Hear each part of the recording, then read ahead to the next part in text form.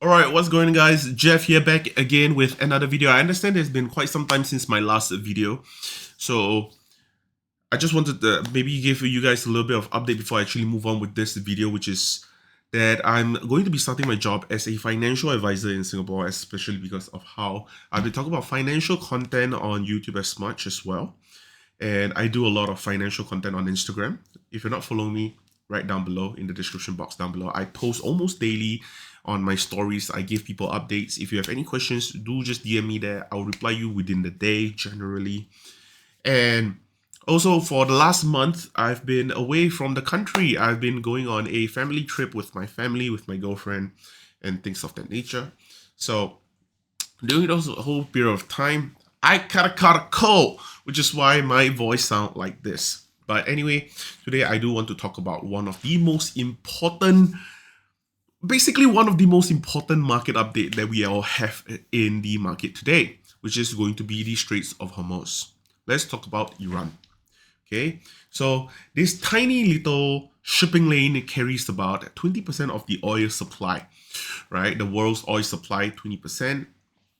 Every day it carries 20% of the world oil supply, 25% of liquefied natural gas, which is also called LNG, refined petroleum products such as gasoline, diesel, jet fuel.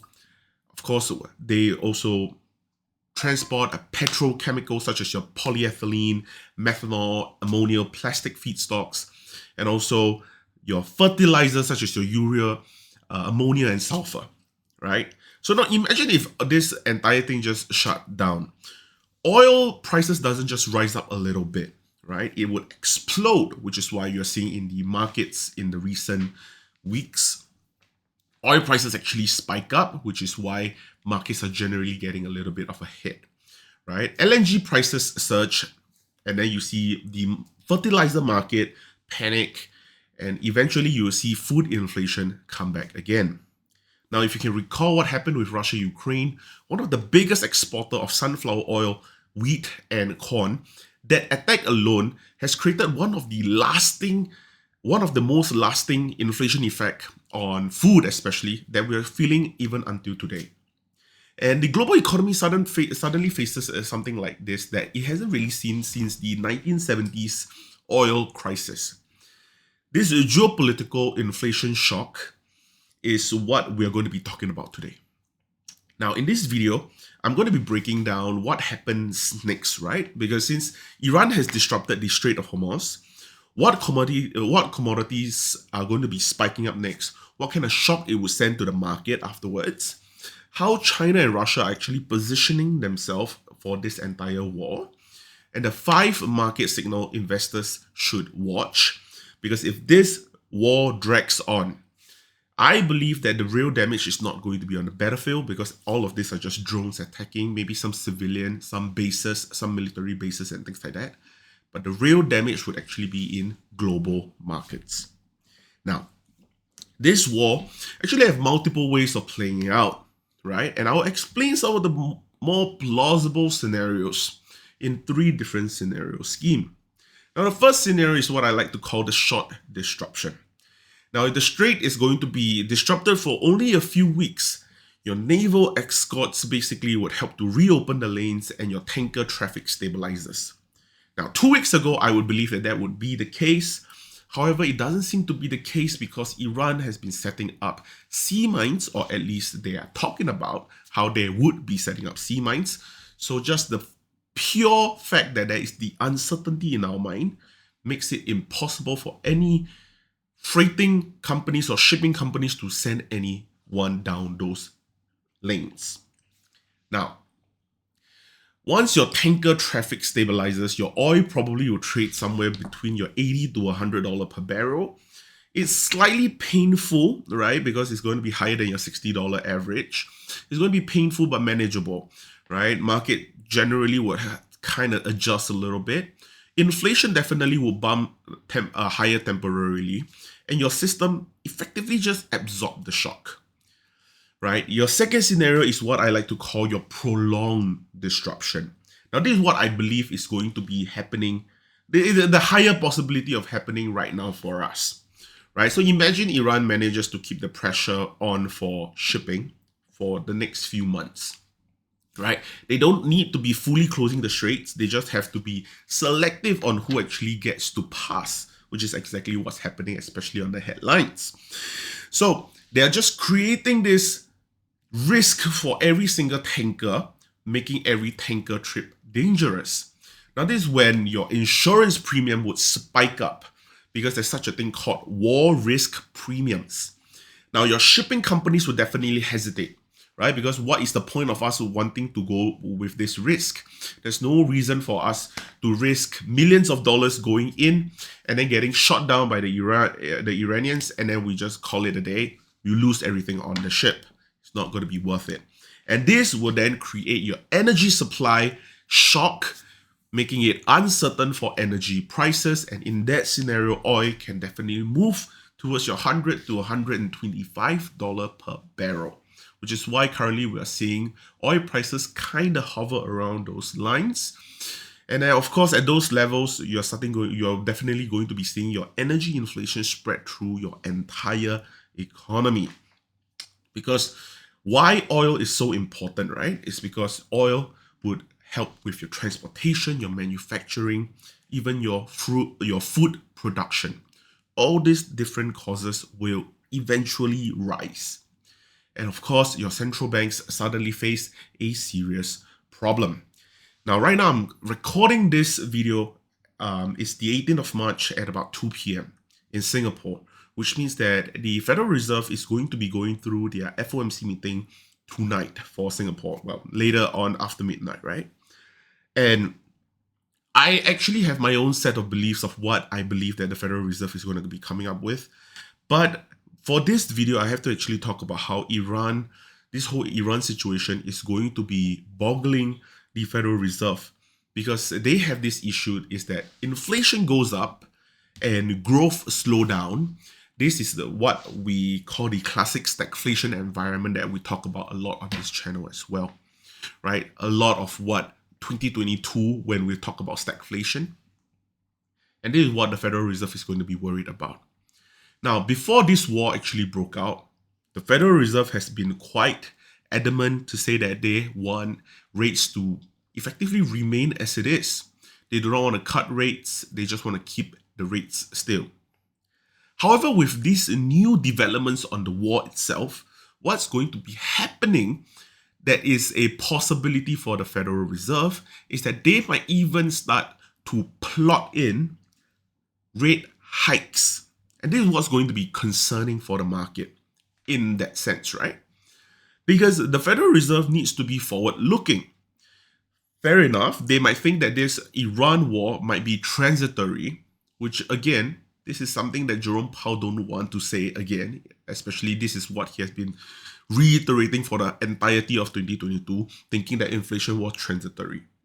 So if Jerome Powell do not want to take this chance, or if any of the federal member on the board do not want to take this chance, what might actually end up happening is that they might start to plot in for a rate hike either this year or even next year. So this kind of bring forward the whole entire conversation where we have previously had the conversation of saying, oh, maybe we might have a rate cut soon. Maybe we might have a 50 basis point cut. All those out the window. Now we are actually discussing if we are going to be pausing rates or hiking rates again. And all this is happening because of oil prices. Now let's get back into the third scenario, which is what I call the regional escalation. Now the nightmare scenario is not just for the Hormuz disruption, right? We're talking about infrastructure attacks.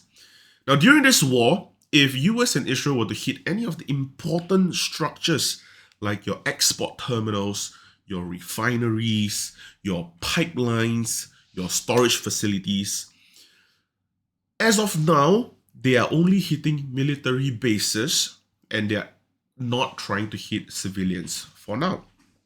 However, if all those important structures that I named earlier starts getting hit across the Gulf region, then your supply disruption becomes structural, not temporary, right? So what actually happens when those gets hit? When your structural when your structural infrastructure get hit, it means that for them to actually restart all those refineries, pipelines, everything to start the production of oil again, it would take them months or even years, right? Destruction can take a few minutes, but rebuilding it can take months to years. And when there is such a huge disruption on supply on its own, oil could actually move towards $150 per barrel or even higher. And of course, that's why I could think that that's when the global economy would definitely feel the brunt of what is going to be happening in the Straits of Hormuz. Now, let's step back a little bit and look at what US has actually done thus far to really prepare for such an attack. Because let's be honest, as much as a lot of people like to dog on US about how Trump might not know what he's doing, you actually would need to look at it from a different perspective.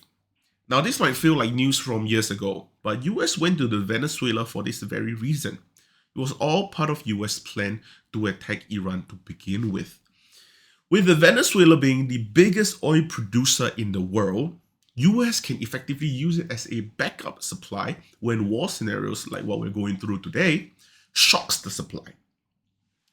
However, the oil that Venezuela produces are crude oil that require refining before being useful, right? Before you can actually properly use the oil, which is why US has been very open about having US companies setting up refineries in Venezuela to kick up the engine. Now, this war is actually played on the chessboard by very powerful people, right? Every move is calculated, every risk is managed to a certain extent. However, the consequences are generally going to be borne by everyone else, like you and me. So, if this Iran conflicts actually drag on, I think market will effectively only focus on these 5 key indicators that I want to talk to you guys about, right? So, the first one is going to be your oil tanker insurance rates, right? This is going to be your earliest signal. This is when your war risk insurance spikes. Your shipping companies, like I said earlier, they will hesitate to move cargo because it's not worth it, right? Which effectively reduces your oil supply, even if the Straits isn't fully closed, right? Like how they always say, the minimum amount of sea mines needed to close the Straits is 0. All you have to do is threaten them that there are sea mines and people will not go through them because it's just not worth the risk. Now, tanker traffic through Hormuz is going to be an interesting one as well because satellite tracking of tanker movements at the moment is becoming really, really critical, especially on X. If you saw this post, I saw it just a few days ago, where you can actually see the amount of ships that's actually crossing through the Strait of Hormuz. In the last 24 hours from that post, only one ship went past, which is crazy, right? So if your tanker traffic drops significantly, which I think it is, market would assume that supply disruptions are coming and your oil prices effectively move higher. Now, third, we have to talk about your LNG spot prices in Asia. LNG, like I said earlier, is your liquefied gas, right? Apologies. So your Asian LNG prices are extremely sensitive to your Middle East supply. So when LNG starts rising sharply, this will actually signal tightening energy markets globally, which bring forth the next point, which is going to be your fertilizer prices. Now, this is why I always talk about how you have to not just look at oil, because even though the Straits of Hormuz actually carry 20% of the oil supply, it actually carries a lot of other things as cargo as well. Urea, ammonia, phosphate. This market move quickly during your supply disruptions. Now, the fertilizer spikes usually mean food inflation spike for the next 6 to 12 months later.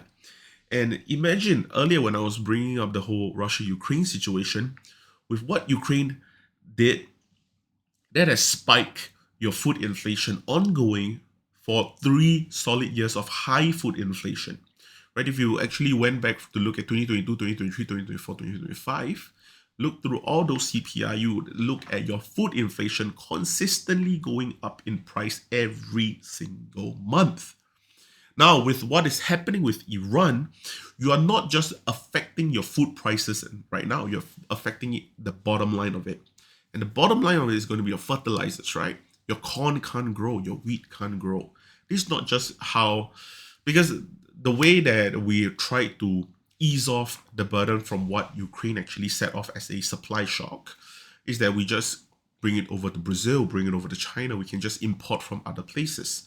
But problem now is the Strait of Hormuz actually carries so much cargo for fertilizers that without these fertilizers, it doesn't matter what other countries are using. If those farmers are paying exorbitant prices for fertilizers, it would also means that they are going to be selling those produce for a higher price, which effectively price and price and price. When you get to the end of it, the end consumer are the one that's going to will be the one bearing the full brunt of the inflationary pressure. And now, lastly, we have to talk about your strategic petroleum reserve releases. Now, I'm pretty sure that you probably read online or you read on some headlines that the US is already releasing some of their gasoline from their petroleum reserve to help ease off the burden on the American citizen. Right? So yes, the government may release your emergency oil stockpiles. This would temporarily stabilize your market, but it only works for short disruption, which is why right now this whole thing is only running for a month, right? So we're not going to see this reserve held for prolonged conflicts, only for rather short conflicts that last for maybe a month, maximum 2 months. So let's talk about where markets may move next. Historically, geopolitical energy shocks benefit several sectors, right? They will help with energy sector. They'll help with your oil producers, often rallying during your supply disruption. It'll help with your higher crude prices, boosting revenue quickly. Shipping companies is going to be a big one as well, because when your tanker companies can benefit from rising freight rates, your war risk premiums increases your transport costs dramatically with no increase in supply costs, because all that increase in cost is all just from risk premium. Fertilizer producers is going to be an interesting one as well, because if your fertilizer supply tightens, like I said earlier, your global producers outside of the Middle East gains pricing power. Middle East is not able to sell a lot of the fertilizer, which means that everyone else around the world suddenly have a cut in the supply with the same level of demand. So like how microeconomic works, supply and demand, when you have lower supply and the same level of demand, prices are going to be going up, especially when it is such an important commodity. Defense, right, is going to be a very interesting sector to look at. A lot of people generally think, oh, this is the time where I want to get into the defense sector. But military spending often rises during prolonged conflicts. However, defense contractors tend to outperform in this environment, but you have to remember that contractors usually see these spike ups in their company from higher budgeting from the government, not so much from war. The war spike up is usually from the high influx of people buying in, not because of how the company is doing for a long run. So some of the safe havens that we can actually look at during the geopolitical shocks, right, is going to be your capital, where your capital often flow into different markets, such as your precious metal like your gold and silver, right? We're going to be looking at treasury bonds, because it means that we want to look at some stable interest rates increment. Defensive equities, basically looking at the Dow Jones. Now, here's the reality that investors have to make peace with.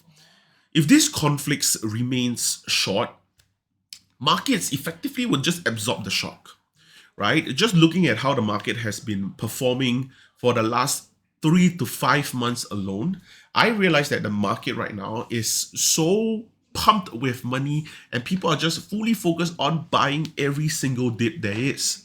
When this first Iran war was first introduced, when Israel first hit Iran on a Saturday, I remember looking at it when I was in South Korea. Okay, I was on my trip, I was looking at the markets, everything was all right. Sunday comes, Monday hit, I saw the future red. We saw a 2% dip in the market.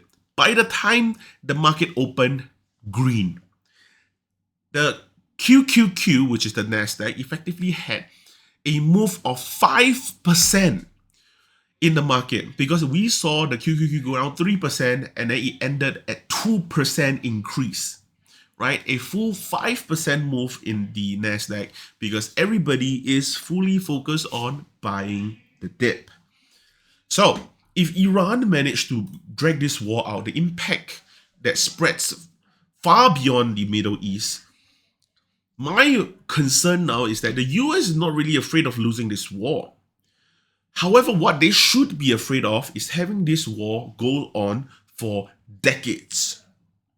So now, let's talk about China and Russia. I think this is going to be quite interesting, right? Because China is the largest buyer of Middle Eastern energy, which means Beijing has a huge stake in keeping the Hormuz open. China's strategy right now usually follow your 3 steps, right? The first one is definitely going to be shouting out, okay guys, let's have a diplomatic de-escalation, okay? Let's not fight, let's have a ceasefire, all that jazz. Cool. The second is they would start to release their strategic reserve to help stabilize their domestic market. Because I went to China during this trip as well, and I realized that they need a lot of energy, right? So their strategic reserve must be packed to the brim. And when I actually did some research on it, China has so much reserve for their energy that they really have the cojones to tell people that they don't need to care about other people. It's crazy. Honestly, it's crazy, which means that their strategic reserve is definitely going to be enough to stabilize their market. And thirdly, it's going to be diversifying their energy supply. Because right now, China has already been increasing imports from Russia and Central Asia. But the reality is simple, right? China cannot really replace your Middle Eastern oil overnight. And China do not want to keep on depleting their own reserve consistently to weaken themselves in the future. Which means that prolonged disruptions raises your China's industrial costs. And when China's manufacturing cost increases, the entire global supply chain effectively fails it. Which is why when we talk about the trade war between US and China, we actually talked a little bit more about the whole when China is willing to just close off themselves and just fend for themselves completely because they are the biggest exporter in the world, whereas the US is the biggest importer in the world. Now, with this new discussion that is currently arising, that Iran is now starting to want to allow oil traded in yuan to pass the Straits. Now that's going to start to realign what China really wants. Because if you think about it from another point of view, right? China just had to ramp up the supply from everywhere else and keep the Straits supply low to just make US feel the pinch. And the best part of it all, China don't have to lift a single finger. And that's why I think China's strategy in this war is crazily smart. Everyone is playing chess, and I think it's very, very smart to look at how every single world leader is looking at this war right now. And of course, if we look at Russia's strategy right now, it's going to be so much different from what China is thinking about. Because Russia sees this conflict very simply. Higher oil prices benefit Russia directly because your energy exports are a major source of your government's revenue. Now, on top of that, US is lifting their sanctions that were placed on Russia in 2022 because US is starting to feel the shock in prices already and they want to help lower the prices for the US citizens. They need to ensure more supply comes from other places. So when oil rises, your Russia's fiscal position improves. Politically, Moscow is going to call for peace. Economically, let's be honest, your expensive energy is not going to be bad news for the Kremlin. They are going to be secretly popping champagne, thanking for this war to be happening. Because think about it, this is not a double whammy for Russia. It's going to be what's the opposite of double whammy, double goodie, I don't know. Because Russia not only get a spike in oil prices, number one, Russia now gets all their sanctions lifted because they are such a big exporter of oil. Any other country that's feeling the shock would lift their sanctions because they feel the need to go to Russia to say, okay, you know what? We lift the sanctions. We want your oil now. So, which means that Russia really has very, very little incentive to really push for a rapid resolution. Why would they do it? So, from how I actually see it right now, all Russia have to do here is just give some minor statement about how there should be a ceasefire, continue with the production of their copious amount of oil, sell it to everyone that they can, use this time and effort that they have to build back the reserve that they depleted back in 2022 and go back stronger than they were before. That is all Russia's strategy should be right now. So, what can you really expect from this whole thing after watching this whole video, right? Oil prices definitely rising. That's already expected. Let's be honest. Headlines are all over the place on that. Energy cost rises. Your food prices are going to be rising as well. Global inflation is back on the headlines again. We're starting to go back to your 2022 when we're talking about a possible hyperinflation, talking about stagflation. Everything are on the table.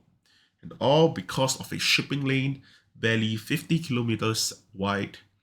The Strait of Hormuz. And sometimes the most important place in the global economy is not the stock exchange. It's a narrow corridor in the Peruvian Gulf. Anyway, thank you guys so much for watching this video. If you guys enjoyed this kind of commentary, you can just kind of put on the video, minimize it, and do everything else. You can drive, you can do your chores, you can just go to the gym. If you enjoyed this kind of video, please give me a like, drop me a subscribe down below. I'm working on a Telegram group because after I do get my financial advisory license, I might not be able to give so much important microeconomic content as much as I could in the future. So do look out for that. But please follow me down below on my Instagram. I will be blasting out the Telegram group when it is ready. And also I'll be working on a few more videos after this as well. I'll be talking about the interest rates that we'll be expecting for the next few years. That's something that I'm really looking forward to, especially tonight. At midnight, I want to see what Jerome Powell is going to be talking about. I want to see the dot plots that we'll be getting from the summary of economic projections as well. So anyway, thank you guys so much for watching, and I'll see you guys in the next one. Peace out.